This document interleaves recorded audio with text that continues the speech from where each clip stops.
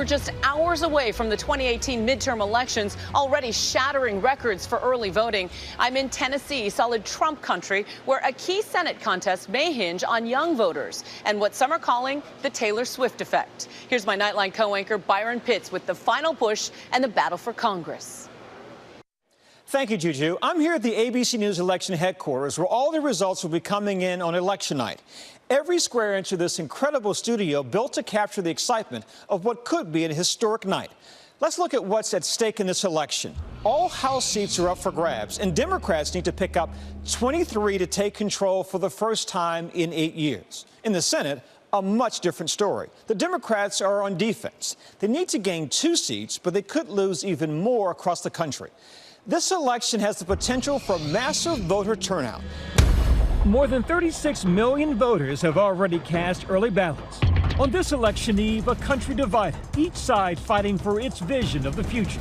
Razor-thin margins in so many key races. President Trump hitting 3 states today, flanked by his daughter Ivanka, and armed with amped up and sometimes inaccurate versions of his greatest hits. Democrats are inviting caravan after caravan, isn't that nice, of illegal aliens to flood into our country and overwhelm your communities. Donald Trump is not on the ballot, but in fact, he is on the ballot, it seems. He has decided to bet his entire midterm election on this sense that Americans want to fight about identity right now. Former President Obama pointing to what he says is at stake. The character of this country is on the ballot. Who we are is on the ballot. For months, ABC News has crisscrossed the country, many Americans saying it's the issues that matter most. In Tennessee, voters told Juju that immigration resonates, even here more than 1,000 miles away from the border. Why do you think that is so energizing for the base? Well, if we went across the border to Mexico, I'd do 2 years in prison, and my kids wouldn't be with me either. I'd be separated. If they come in here, they get asylum, and they get the attorneys, and get all that, and it's costing us a fortune. The Senate race here is between Democrat and former Governor Phil Bredesen and Republican Congresswoman Marsha Blackburn. Notably blasted by megastar Taylor Swift on her Instagram account, saying, "As much as I have in the past and would like to continue voting for women in office, I cannot support Marsha Blackburn. Her voting record in Congress appalls and terrifies me." Swift's post caused a spike in voter registration, but her star power did not work on voter Marcus Jones. Taylor Swift, any celebrity, they're so out of touch. They've got their security, their million-dollar mansions. They don't know what's going on with the people. The people love Trump. The people believe in what he's trying to do. In Texas, a state with historically low voter turnout, early votes already surpassing the total votes in 2014. Some believe the advantage favors Democratic Congressman Beto O'Rourke. There is no stopping us. Who has visited all 254 counties in his bid for the Senate. All that matters now is that we are together. And is making unity a key selling point. But Paula Ferris spoke with this overflow crowd at a Ted Cruz rally outside Dallas Sunday. Raise your hand if you voted early.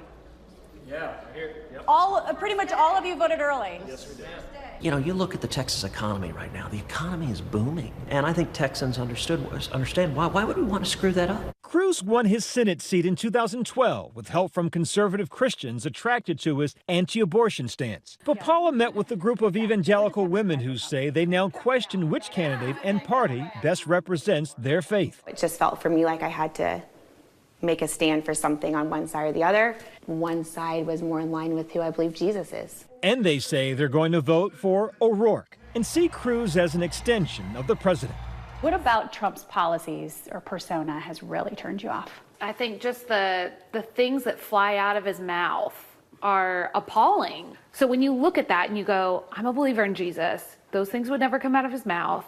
How much will I allow before I stand up and say something? There are plenty of women for Trump. There are plenty more, polls show, who are against Trump, and they have been ignited. We have an opponent who is an architect of voter suppression. In the closely watched gubernatorial race in Georgia, Democrat Stacey Abrams is aiming to make history on the ballot. If elected, she would be the nation's first black female governor. Her opponent is a Trump-backed Republican, Brian Kemp. Complicating this already contentious race are new claims from Kemp, in his role as chief elections official, accusing Democrats of hacking state voter rolls just 2 days before the election. I'm not worried about how it looks. I'm doing my job. Kemp's office asked the FBI and DHS to investigate the Democratic Party of Georgia after his office claimed, without evidence, they found a failed attempt to hack the state's voter registration system. The Democrats are calling this 100% false and an abuse of power. Abrams responded this morning. Do you think Secretary Kemp deliberately cooked up the charge to help his campaign? I do. This is another failure of his leadership, and he recognizes that if he got caught 2 days before the election, having exposed so many Georgians, he would lose. In 2016, Kemp accused Obama's Department of Homeland Security of attempting to hack their system.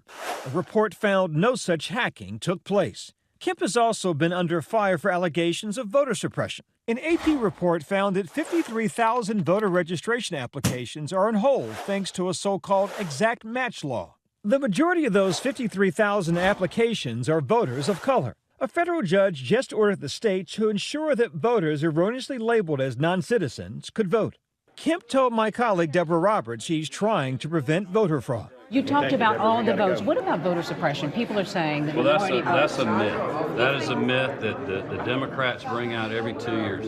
It's a battle for Georgia's future. Seems to still be haunted by its dark past. This is the magical Negro, Oprah Winfrey. Over the weekend, racist robocalls with a phonetic impression of Oprah Winfrey's voice, who campaigned for Abrams last week, were dialed into an unknown number of Georgia homes. Where others see a poor man's Aunt Jemima, I see someone white women can be tricked into voting for. Both campaigns have condemned the calls. While access to the ballot is a serious concern for many Americans, what's on the ballot tomorrow is just as important. In her ABC News Washington Post poll, 82% of voters say health care is highly important in their vote. In Missouri, while campaigning for Republican Josh Hawley, Trump talked up the popular provision of Obamacare. Josh Hawley will always protect pre-existing conditions. But Hawley, also Missouri's Attorney General, has also joined a lawsuit to overturn Obamacare that would gut protections for people with pre-existing conditions. Our Mary Bruce caught up with him. So which is it? Do you support these protections or do you want to get rid of them? I want to get rid of Obamacare, and I want to have the protections without Obamacare. The lawsuits Even though Obamacare keeps those protections? Obamacare is, look, it is driving the cost of health insurance up. Thank you, guys. He's up against incumbent Claire McCaskill in a state Trump won by 19 points. McCaskill's seat one of several key races that will determine the balance of power in the Senate and which vision of America will prevail. What do you see as the big themes Tuesday night? For our country, it is a question of, is this a normal midterm election, or has he changed our political discussion so that it's about who we are? Whichever party finishes ahead Tuesday night, what seems at stake is something both sides cherish: the soul of our democracy.